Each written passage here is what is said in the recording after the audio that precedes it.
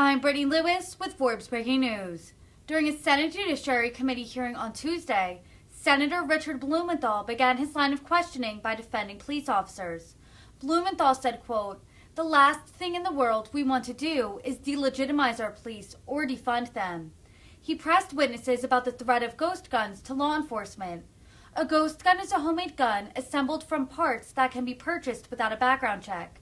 They prove untraceable without a serial number. Blumenthal told witnesses to speak up if anyone feels like ghost guns are not a threat and don't need to be addressed. Senator Blumenthal. Thanks, Mr. Chairman, and thank you for having this hearing. And my thanks to all of you professionals who've dedicated your life to law enforcement, each of you. I was a federal prosecutor for 4.5 years as the U.S. Attorney in Connecticut, and then served as our state's Attorney General for 20 years. So I've come to admire the men and women who do your job on the front lines in law enforcement. Last thing in the world we want to do is delegitimize our police or defund them. In fact, I've advocated that we give them more resources for the needs that they have in doing their jobs and focus their responsibilities so they can do what they do best, which is protect us from the risks and dangers of criminals. And we need to protect our police from the threats to them that come from firearms. In fact, firearms that in many respects may make criminals in possession of stronger firepower than our police do. One of the areas that's particularly concerned me are ghost guns. I'm very proud of the Bipartisan Safe Communities Act that I and others here helped to lead in the Senate that we recently passed. It's a modest step, but it opens the door to do more in terms of gun violence prevention. I'm hoping that we can do more on assault weapons and safe storage and high-capacity magazines and on ghost guns. As you know, these are firearms that under current law are not required to be serialized. They're not required to be sold by sellers who are licensed. They're not required to be sold with background checks. And so they are very difficult to trace at crime scenes. And all it takes is a few $100s and a do-it-yourself gun-making kit, often on the kitchen tables, to make them. So in Connecticut, this is one of the major emerging threats to our police, ghost guns. We're finding more and more of them, and increasing numbers are being used in crimes.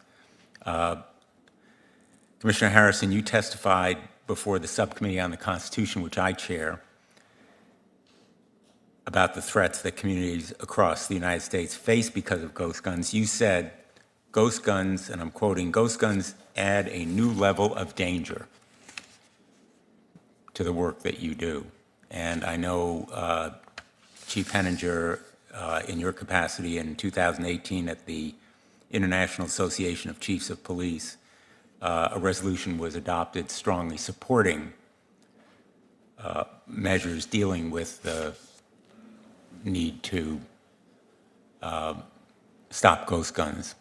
A general question to all of you. Is there anybody here who feels ghost guns are not a threat and don't need to be addressed? Would you all agree that ghost guns are an increasing threat on our streets and our communities? If anybody disagrees, please say so. The record should record that you are in agreement. And I would invite any of you who have comments on ghost guns now, please, to make them, beginning whatever order that you'd like to comment. Thank you, Senator. Certainly in my jurisdiction, that is an increasing threat. We are seeing more and more privately made firearms, or termed ghost guns, being recovered from the streets of Baltimore by both perpetrators and victims. And we have seen quite an increase in numbers in juveniles in possession of these, as young as 13 years old. And that is increasingly troublesome, because not only can we not trace those firearms, but they're being purchased by minors or given to minors by someone who did purchase them and assemble them.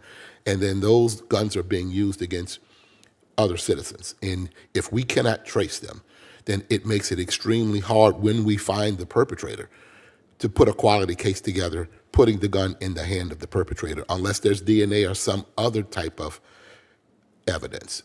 But the gun itself becomes very problematic, not only for the person who pulled the trigger, but tracing it back to its origin and how it inevitably wound up into the hands of the killer, especially a minor child.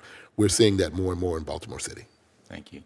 I would just add that the fact that you can, in 45 minutes with a laser printer, make a trigger system that will make any handgun or rifle into an automatic weapon, that we would require you to get a federal firearms permit from the ATF to possess otherwise, is very, very concerning.